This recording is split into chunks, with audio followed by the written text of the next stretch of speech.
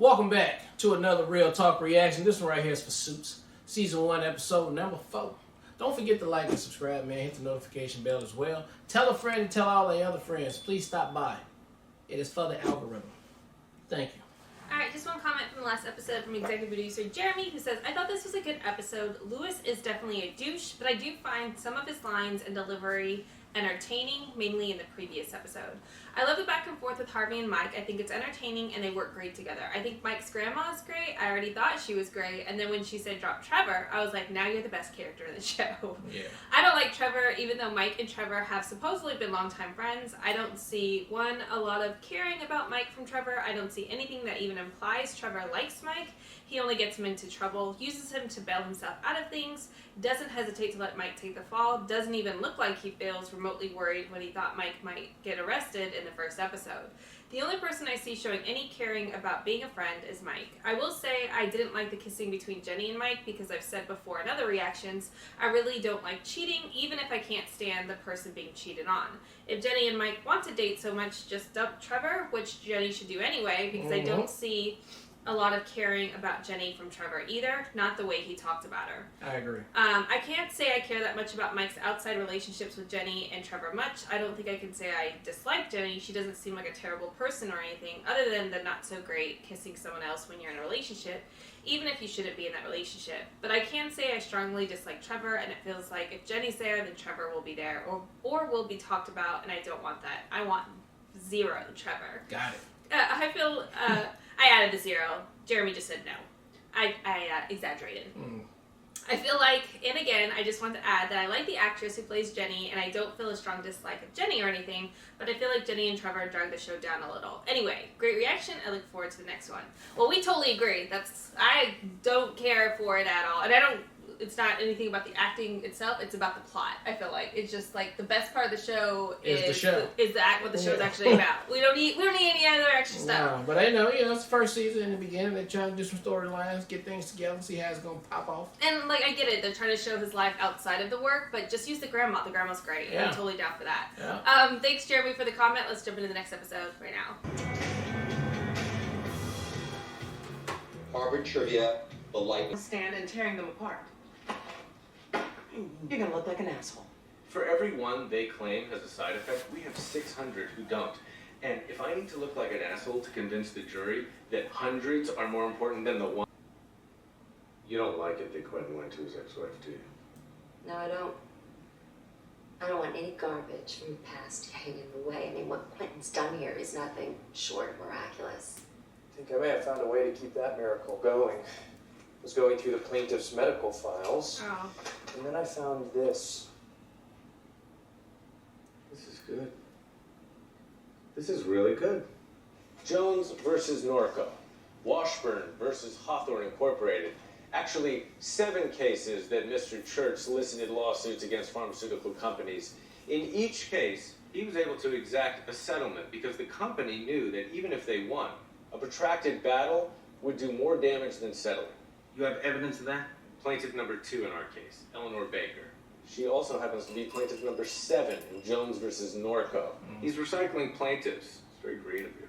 Mr. Church? Very great of you. Mr. Spector has his documents. I have mine showing that prior to FDA approval of his drug, Quentin Sands' company was on the verge of bankruptcy. 3 months after that drug hit the market, sales rocketed to $38 million a quarter, which is clear financial motive for falsifying clinical trials. Now, Your Honor, does that sound like a groundless claim to you? I told you to go to his financials. Asked him 5 times. He never came. Your Honor. Mr. Spector, you can question his tactics all you'd like at trial, but he's right.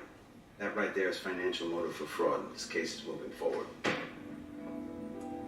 Thank you, Your Honor. What? What got fraud in there? That he likely falsified the clinical records in order to get the FDA approval so they could put it on the market because they were about to go bankrupt. Yeah. Jessica, what are you doing here? Eating. I was just about to get some coffee, Get your ass in the car. Think I'm out here posing, taking a up a little free setback in parking court. spot, waiting for your ass. Blindsided If I by ain't my ready to own talk to claim you, that ass. his back isn't a setback, it's an embarrassment. What are you talking about? Did you ever think it's time to consider that he isn't the upstanding man that you think he is? When we were married, when I took a client Quentin knew was guilty, he never shut up about it. He went on and on about right and wrong. Sounds annoyingly self-righteous. It was. But it's also how I know he didn't do this. For all his faults, Quentin has never lied to me before. And he's not lying about this. So stop questioning his ethics and start winning this case. We had a deal that you were going to stay out of it. You don't know everything I know. That's not staying out of it. No, you're right. I'm not staying out of it anymore.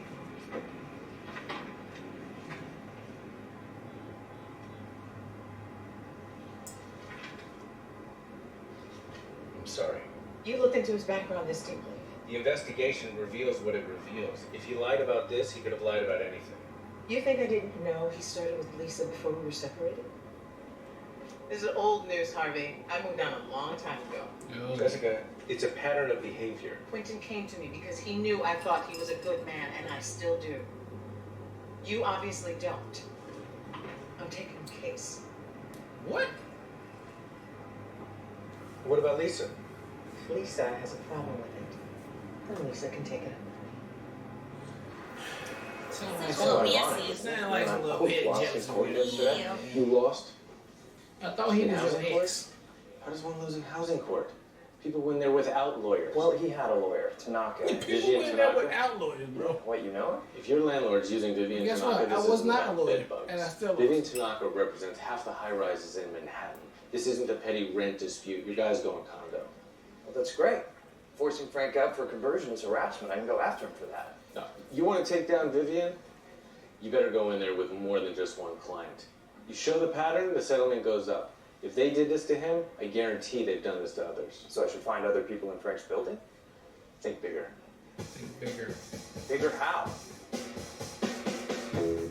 Can't give you all the info. 'Cause And I I'm figured lost out right my too. own. What do you think bigger? What do you They think? all used to be right Should I in go to the control, top but now floor? we go for $1.5 million a unit. Nice profit margin. I went to look for housing department complaints in the year prior to his remodel. And each one of them, tenants who couldn't buy into the conversion ended up with some complaint. Garbage, heat, air, all of them, one by one. Krasinski drove them out. You couldn't get their names from housing complaints? No, he gave me some names, but I need to make this bigger than just his building. Look, I only get 1 hour off a day for lunch and I never take it. Do you really need me for this? See, these people are leaving the building? Mm-hmm. The entire building looks like them. I know I clean up okay, but You need me to classy up a bit. not class, but Class. whatever gets you through the door. Are you ready? Yeah. Hi there. My wife and I are here to see some of the new units. Isn't that right, honey? Mm-hmm. So, what do you think, sweetheart? It's fine, but I like the place on 52nd better. 52nd, that's awful close to your mother. No, we're not talking about my mother. Okay, it doesn't matter to me. I mean, I love being your mother. I love your mother.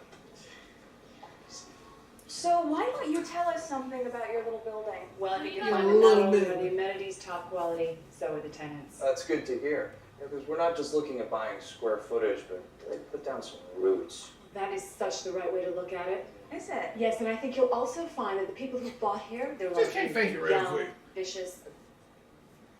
Baby? Baby? Is there a problem? Any other questions I can answer? I'm sorry. My wife here, my beautiful wife, is just gets a little paranoid sometimes. You know, you wouldn't believe how long it took her to just go out with me in the first place. Are there any other tenants who've been here for a while? You know, who might be able to show us the ins and outs of the place, the neighborhood. Well, the building was totally renovated 2 years ago, so most of our tenants are newer. We only reopened in January. But I think there are some of the old tenants who bought in. Do you think that we might be able to speak to them? Just to be sure. It would really make us feel more comfortable. Feisty. Hey, don't get us started. So You better not leave. Yes, You never we know. are. When we come back, we live again.